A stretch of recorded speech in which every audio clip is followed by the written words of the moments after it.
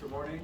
Thank you to GCC for hosting this event. My name is Omics. I'm here on behalf of Impuri Inc., a biotech company here in the TMC to present our work on generating single-cell RNA sequencing data from clinical trial biopsy cores.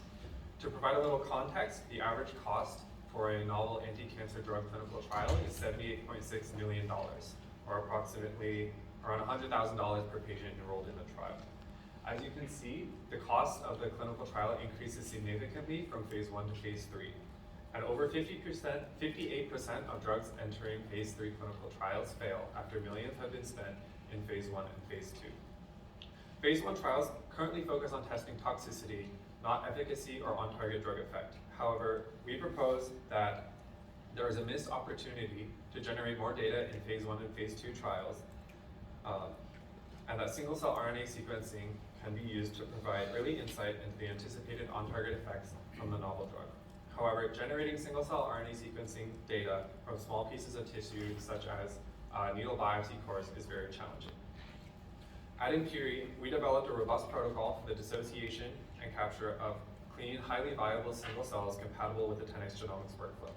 We were 100% successful in generating SE data from 16 matched pre- and post-treatment samples from 8 patients.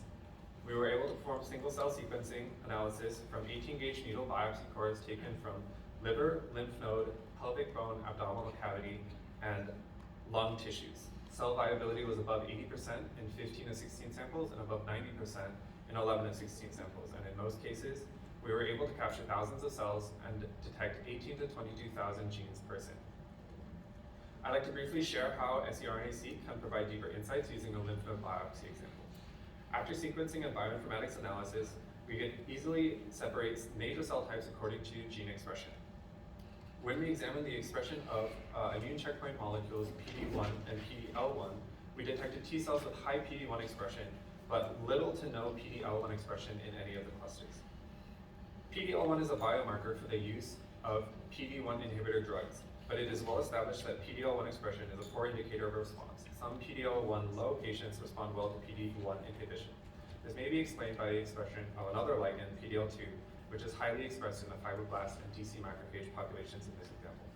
This represents only one of the ways that single-cell RNA-seq data can be leveraged to provide molecular and cellular level insights early on in clinical trials, as early as phase 1. Please come by poster 6 or the Impuri table to learn more. Thank you.